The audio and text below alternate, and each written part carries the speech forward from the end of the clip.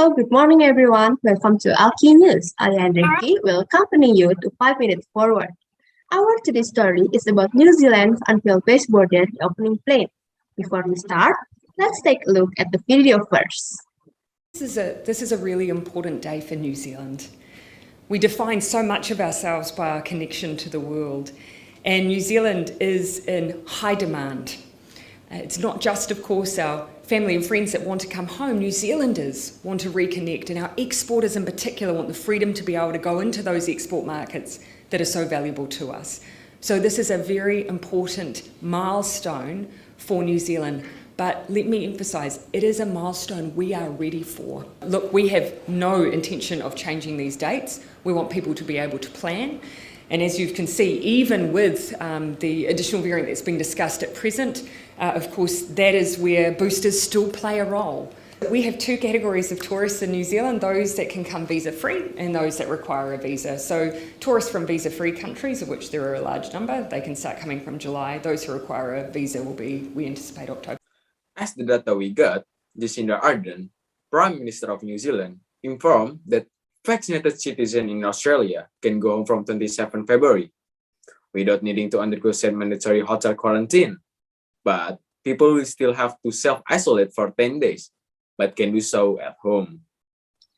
This news is a little electrifying to the audience while providing a sense of real life, because New Zealand borders have been shut for nearly 2 years due to the pandemic. In that period, the country of 5 million people has recorded 53 deaths and about 17,000 COVID cases, very low numbers compared to the rest of the world. True. Imagine how many souls will be saved if the whole world did the same. Agreed.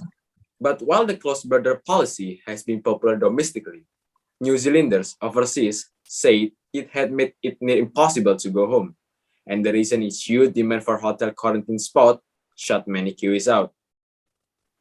The difficulties faced by stranded New Zealanders was also highlighted this week by the case of a pregnant reporter who said she had to turn the Taliban to ask if she could give birth in Afghanistan after her initial request to return home was rejected. And the last but not least, important part is New Zealand's reopening will be in 5 stages. Step 1. Fully vaccinated New Zealanders from Australia can return home from 27 February. Step 2. Fully jabbed citizens from all other countries are able to arrive from 13 March. This also applies to a number of critical and skilled foreign workers. Step 3. Up to 5,000 international students are allowed into the country from 12 April. Step 4. Australians and all other visitors who can normally travel visa-free to New Zealand are expected to be able to travel to the country no later than July. Step 5 begins in October and includes all other visitors and students who normally require a visa. Since the emergency of Delta variant, Ms. Ardern has switched from a COVID elimination strategy to pushing for higher vaccination rate and treating the virus as endemic.